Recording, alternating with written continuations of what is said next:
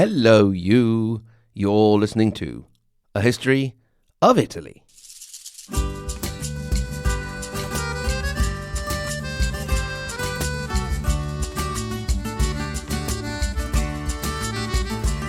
Episode 200, 8th anniversary, the listener episode.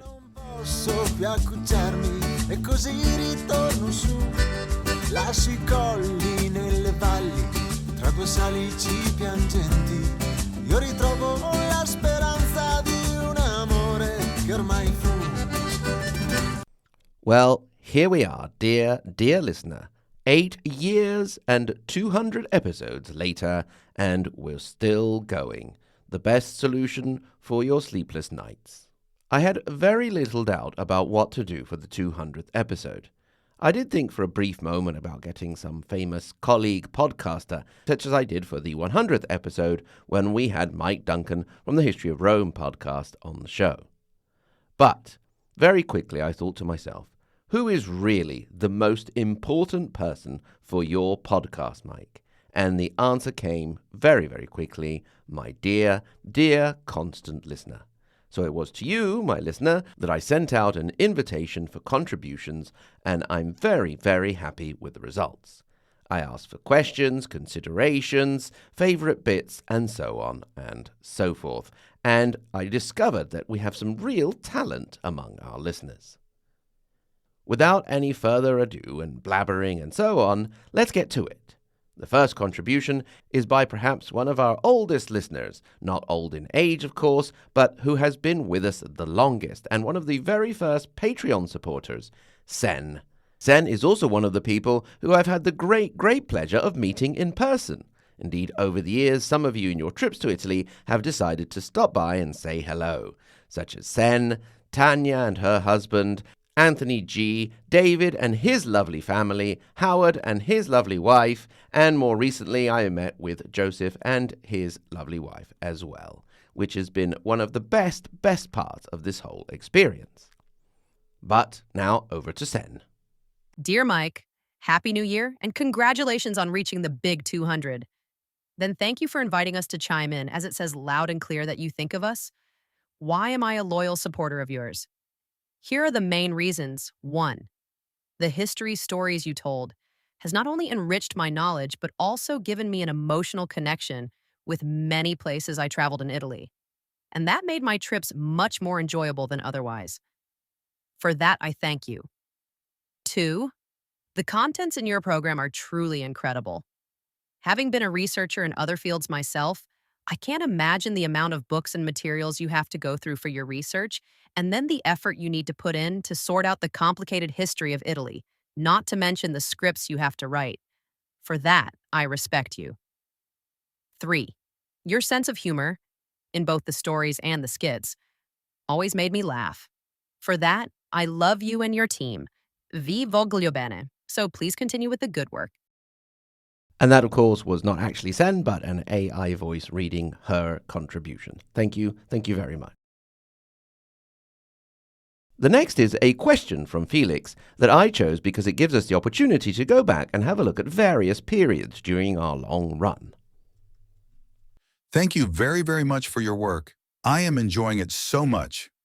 I have a little but nagging question. In the Middle Ages, there are a lot of those battles between all those cities. If it is about cities and war in other parts of the Middle Age world, mostly you hear about sieges. Of course, high walls, no guns, easy. It would seem natural that we see this in Italy's city squabbles as well, since one party should usually feel a bit less strong and prefer to stay inside their walls. But here they come out and seemingly fight pitched battles in the open, instead of staying inside these cozy walls. Is it because they are actually not only cities, but cities plus surrounding territories? Is it because I miss all those sieges and just pay more attention to the battles? I am a very bad listener. Is it something else? All the very best from rainy Berlin. Felix, aka Alea Balloon. Thanks very much for that question, Felix. First of all, we can say that we did have our nice share of sieges.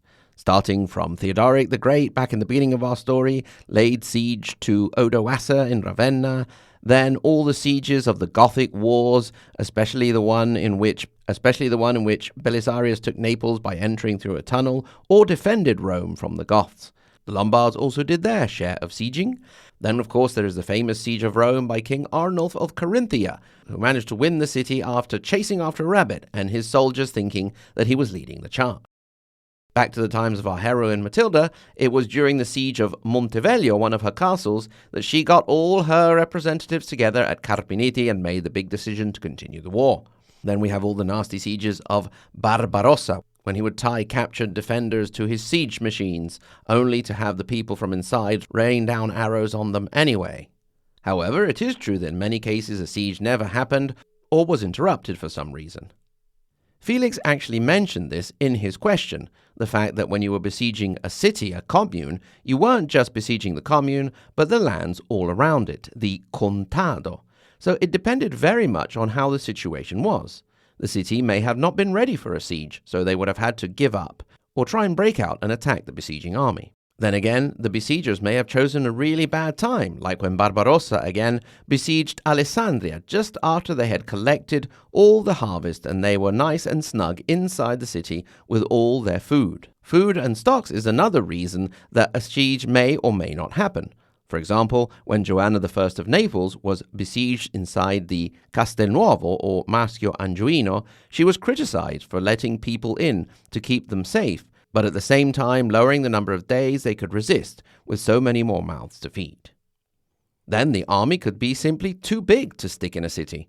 If we consider that medieval cities went up to a maximum of around 100,000, and in that case only 2 or 3 in all of Italy, the average city would have been between 10 and 15,000. So if you start to stick army of thousands of soldiers in a city like that, the situation is not going to last long before it explodes. Then again, you might get caught in a battle because you're trying to get away, such as when French King Charles VIII was trying to leg it out of Italy and was attacked by the forces of the Italic League. So you see, there is a wide variety of reasons why you would have a battle rather than a siege. Next, we're going to hear from Al, who has familiar connections to the little town of Modena, and he wishes he had known more about the famous bucket back when he did visit. We, of course, know that we're talking about the famous Guelph and Ghibelline battle between the Modenese and the Bolognese, the famous Battle of the Bucket in 1325. Hi, Mike, and a History of Italy podcast. I just want to say an enormous congratulations on reaching this momentous 200 episode milestone. When I first reached out to you, actually not too long ago, I was telling you how I'd only recently discovered your podcast and a crossover episode you'd done, but I was already an addicted listener tuning into over 100 episodes. Just to update, it didn't take me long, but I'm now fully caught up and eagerly waiting episode 200 and everything to come. I've always been fascinated in history, but I've loved how you've threaded a connecting narrative between the disparate regions of Italy and the key events, stories and figures that we know so well, as well as highlighting some of the lesser known but equally fascinating tales to tell a full story of a history of Italy. So thank you for all your hard work, and best wishes to you, your family and all the listeners, and I hope you all had a lovely Christmas and New Year. Next, John is going to take us back to more recent episodes when we spoke about the great Italian and indeed international genius, Leonardo da Vinci. Hi, Mike. I want to congratulate you on 200 episodes of a fantastic podcast. I've been listening since nearly the beginning, and it has gotten better and better. I also want to congratulate you and your fellow thespians on the wonderful skits you do on so many of the episodes. I'm not going to say that the best part of the episodes, but I am nodding my head in a very suspicious manner right now. The main reason I wanted to contact you, though, was to thank you for all of the great biographical sketches you've done about some of the more interesting characters in Italian history. I really enjoyed the recent one on Leonardo da Vinci. I'm hoping you'll do one on Michelangelo and on Galileo sometime soon if you get the time and inclination. And I also wanted to share my own version of your story about crying at seeing the Last Supper. When I went on my honeymoon with my wife to Tuscany, we stopped, of course, in Florence, and we went to Museo dell'Opera del Duomo to go and see all of the works from the Duomo, of course. The first time I had been there back in 2004, it was a nice museum with a lot of good pieces, but they'd been renovating it since then. Actually, the second time I was in Florence, I didn't get to go in there with my students because it was under renovation. And it turns out to have been totally worth not being able to go in that time. The new space, they have Ghiberti's doors on display and the sculptures from the front of the cathedral is now a 3-story space with natural light coming in from the skylights. And it was so beautiful, I almost cried. I held it together until one of the next rooms when they had Michelangelo's deposition, one of the last sculptures he ever did. I loved it the first time I saw it. It was so moving and powerful and deep. But it was stuck in kind of a cubby kind of a landing on a stairway. Now it's in its own space with beautiful lighting on it. It's just so well displayed. And at that point, I actually did really cry. And I'm glad you brought it up because it's sometimes hard for men to say that we cry. But I've also noticed as I've gotten older, and my children are getting older, I'm starting to, tear up a little bit when I'm explaining something to them, like movies and some historical events and things like that are just powerful moments that I think that they need to understand to be better people. So thank you for bringing that up as well. Congratulations again on 200 episodes. I hope we have many, many more. I'm looking forward to them. Thank you. Thank you very much to John for that story. And yes, we will be doing a Michelangelo episode, and yes, we will be doing a Galileo Galilei episode. I have a little nice story about that, actually. The other day, between Christmas and New Year, I went for a nice long walk with my son, who is in town for a while, home from university. Another thing which makes a dad tear up. And we went for a walk and arrived at this lovely little clearing near our house in the mountains where they have set up an exhibition of old photographs of the old inhabitants of the village superimposed with the descendants, which is very nice. Then they have the singing trees, so they have trees with faces and musical notes around them on the actual partition as an exhibition, so anybody who can read music can read the notes and know what's going on there. And they also have a little exchange library there, so one of those little boxes where you can take books as long as you put the same number back in. And would you believe it, there was a biography of Galileo Galilei, which is now sitting upon my desk. I must admit, though, I have to go back and take the other 3 books because I wasn't quite prepared. I will do it, promise, promise. Thanks again, John. We're now going to go from one Leo to another Leo, more or less his contemporary, so from Leonardo da Vinci to Pope Leo X, Giovanni de' Medici, and a very interesting person at his court that Nonna is going to tell us about that I had no idea even existed, which shows you how podcasting can be a very great collaborative task and how more and more in the future I'd like to hear from you, dear listener. Over to you, Nonna. Hello, Mike. Ciao tutti. In Venice, in 1517, Aldo Manuzio published the Propaladia, First Fruits of Pallas, of Leo X's Delectus Filius, a dear son, of the Church, not of Leo himself. Intended to be the early efforts of a young man, this book contains almost all that remains to us of the works of Bartolomé de Torres Narro, the obscure Spanish cleric who wrote and produced multilingual plays for the entertainment of the cardinals, under the patronage of the pro-imperial Cardinal Pompeo Colonna. The Commedia Serafina, for example, while set in Rome, showcases the conflict between a Catalan cortesana and a Castilian gallant married to an Italian noblewoman, mediated by a lustful and ignorant friar who mixes poor Latin with his Spanish phrases. The play clearly alludes to the scandalous annulment of Lucrezia Borgia's marriage and parodies the courtly love poetry of Serafino dell'Aquila. Throughout his plays and occasional poetry, Torres skewers hypocritical and licentious churchmen, as well as offering fierce criticism of the general corruption of Rome. Given the number of his works presented to the papal court, it's clear that Pope Leo, like many of his predecessors, tolerated a certain amount of criticism of vice as long as it didn't name him specifically. The Propaladia was placed on the Index of Prohibited Books by the Inquisition, but was eventually permitted to be reprinted with expurgations. Torres is one of many reformist writers who flourished amid the decadence of Rome in the Renaissance. His life and work are an example of the intersection of imperial Spanish and Italian politics and literature on the cusp of the Reformation. Thank you very much, Nonna, for that. I call her Nonna because that's what her grandchildren call her. She's far too young to be my Nonna. Also, my Nonna was a little bit mean, although she was a good cook. Nonna mentioned Venice, and so we're going to let Ilona take us back to the most serene republic. Hello. In May 2025, my husband and I were in Venice to see the opera. We had only one night in Venice before we had to return to Vicenza, where he teaches for a few months every year. We were in our hotel when an alert popped up on my phone for an episode you did about the Veneto region. I had to hear what you might say about Vicenza and about Venice, which you promised not to talk too much about, but did anyway. You told the story of Cuore di Mattoni, the Heart of Bricks, and the tragedy of the mermaid and the Venetian fisherman, who lost true love twice, once by his own hand. So now I had to find the Heart of Bricks right away.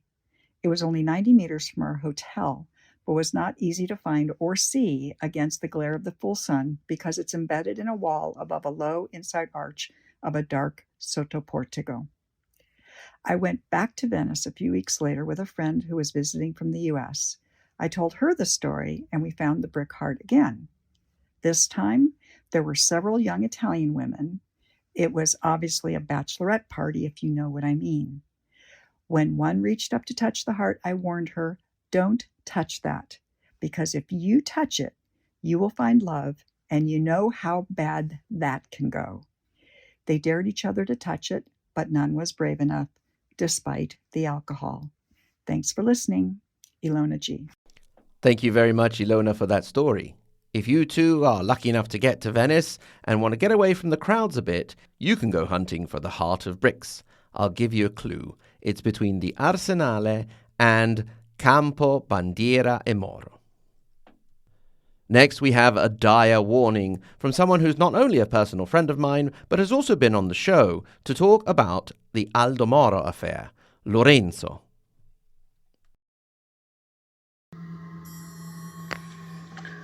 Mike Corradi, this is a warning. After your outrageous forgetfulness in the first episode of Regional Italy dedicated to Emilia-Romagna, where, due to the typical envy of you Reggiani people toward our wonderful city, you did not mention the splendid city of Carpi, which stands at the crossroads of the province of Modena, Reggio Emilia and Mantova, and which gave so much luster to the history of the country, even if now I do not remember well how. Well, you will not be able to leave the history of the 16th century without mentioning the powerful and magnificent lordship of Carpi, governed by the glorious dynasty of the Pios, whose last lord was the precious advisor and ambassador to France, also for Pope Julius II. The people of Carpi dominated for centuries a magnificent territory, mostly made of marshes and more or less as big as the courtyard of the Gonzaga castle. But our city was founded directly by the Lombard blood of King Astolfo, and in the 20th century we were recognized as the most enterprising and rich, while remaining humble, Italian people in the whole of Italy. So I warn you, this show cannot leave the 16th century without mentioning Carpi at least once. And remember, the people of Carpi are good, kind, and industrious, but they do not forget insults and neglects towards our glorious history. Uomo avvisato, mezzo salvato. And I think that this not need translation. Anyway, thank you for the show. I love it. I hereby offer my humblest, deepest felt apologies to that city with its big fancy square that thinks it's so great because they have a wonderful city. But anyway, and they're the only ones in the area that you can go and get a cask ale. So apologies to Lorenzo and my other very good friends in that city that I now mention. Carpi. There you go. On now to our last contributor, the sort of Dutch writer Martin, who takes us to sadder, more modern times with the 1980s and the mafia killings, to an event in 1984 that even Italians don't know much about, the bombing of Rapido 904, and the story of one of its unsung heroes, Salvatore. Hello, Mike, and all you listeners to your amazing A History of Italy podcast. Congratulazione, auguri. You made 200. Who would have thought? Since I'm something of a late adapter, I only stumbled on your stories after Byzantium finally fell in 1453 in the History of Byzantium podcast. But hey, I'm catching up, and I'm following you out of the Middle Ages. So you better get a move on. I really enjoy the way you tell the stories and shamelessly diverge into other periods with help from some great contributors.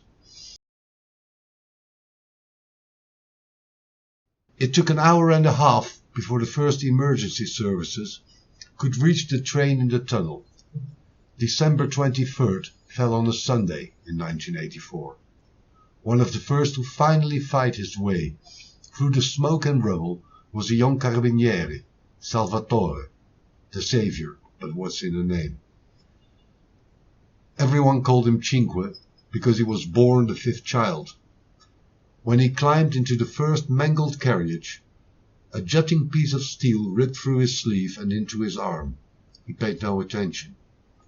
How many wounded he eventually carried outside he doesn't know. Non ne ho contato più. I stopped counting, he said in his sing-song accent. Cinque came from Naples, as did the Rapido 904. The bomb, detonated from a distance, tore the train, traveling at about 150 kilometers an hour, to pieces. The perpetrators, members of the Sicilian Mafia, aided by fascist extremists, had waited until the train was right in the middle of the longest tunnel, thereby multiplying the impact of the blast. C'era vetro e sangue ovunque. There was glass and blood everywhere. Cinque didn't talk about it often. The tail of our dog Luce goes down, then straight up, ending in something that most closely resembles a windscreen wiper on its highest setting. I'm still a good 10 meters behind her, panting from the climb over the last stretch to the forest path. It's got a gradient of 17%. Without so much as a glance in my direction, Lucius storms onto the path, only to nearly collide with the dog, charging just as wildly from the other side. Junior is completely failed cross between a golden retriever, a German shepherd, and something absolutely indeterminate. He is also one of the nicest dogs in the neighborhood. His owner is one of the few Italians who isn't afraid of his dog and isn't scared for him either. So he doesn't put the lead on Junior whenever possible, which does make playing with Luce quite a lot easier. Salvatore waits patiently until I catch up with him. His thick coat and hat can't hide his too thin legs and sunken face, nor the slightly too prominent belly. Ciao Olandiani, he greets me cheerfully. It's the result of a joke I often make when people ask me what I actually am. German? English? No, sono Olandiano. Something like Dutch-alien, a Dutchman with residenza in Italy. Salvatore found that very funny. So you're an immigrant, just like me. He never used my name after that. I ask how he's doing, even though I know the answer will be less than honest. Non c'è male. Not bad. Anything else would be a bridge too far. Salvatore never really sets a brisk pace, but today he's distinctly slow. The dogs, meanwhile, race up and down the path, dance on their hind legs, and pee over each other's wee. You should do it like this. Salvatore points at the closed umbrella. I keep switching from one hand to the other. He turns his back to me, and I see his rain shield. He stuck it into his coat on his bag, the handle sticking up just above his collar, a bit like those fantasy warriors carry their swords in films. In Naples you always make sure both hands are free. Not that Naples is unsafe, he quickly adds, before chuckling his way into a story about latest trick used to relieve tourists of their belongings in that otherwise completely safe city. I'm not entirely sure how it works, but it involves scooters, damaged mirrors, stopping at traffic lights, and then getting out of the car, which is exactly what you shouldn't do. At Castagnetti, the old farmhouse, we stop. This is as far as I go, today. You're not doing great, are you? He slowly shakes his head. Then that mischievous smile breaks through. Vedi Napoli e poi muori. See Naples, then die. But I'm still alive, and I've seen it. Plenty. Junior follows him closely as he slowly trudges back the way we came. In the end, 15 dead and 267 wounded were pulled from the Rapido 904. The 16th succumbed to his injuries a few days later. Cinque was injured too, but he surely wasn't counted. A year later he developed jaundice and grew weaker and weaker. And sleepy. I couldn't do anything at all. It turned out to be hepatitis C, almost certainly contracted during the rescue operation. The medication didn't work and his liver began to fail. I haven't had a single drop to drink since New Year's Eve 1985. I used to love a good glass of wine, and beer, and grappa.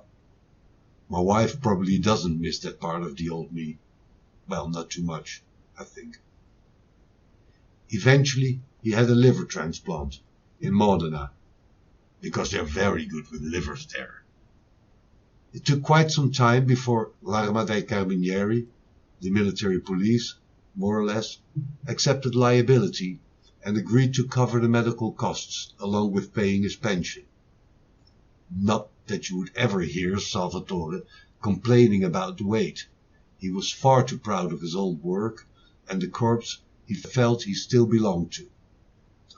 3 days ago he fell ill, and that same evening he died in hospital, almost exactly 41 years after that horrific night. Quinto will never be counted among the victims of the Strage del Rapido 904, the Strage di Natale. As with so many attacks from that period, it will never become clear who really were responsible. Luce is surprisingly calm as we pass Quinto's house. She stops at the low gate, and a moment later Junior appears from around the corner. They silently touch noses through the bars. Then Junior slowly shuffles back inside, without a word. I tap my finger against my imaginary cap. Thank you very much, Martin, for that touching story. Incidentally, if you want to hear more from Martin, you can look up his Substack at Italian Stories, and I'll put the link in the show notes. Well, that's it for this time. If you were thinking of contributing and ran out of time, or were a little bit shy but now feel inspired by your colleagues, please don't hesitate to do so. I'll continue to collect these contributions and make it a regular thing. Maybe every time we stop and do a review session. Once again, thank you very much to you, my dear, dear listener, for your constant attention over these 8 years, and I sincerely hope you'll continue to follow us as we continue to unravel the complicated narrative of this crazy boot that I call home. Once again, thank you very much for listening, and until next time, arrivederci.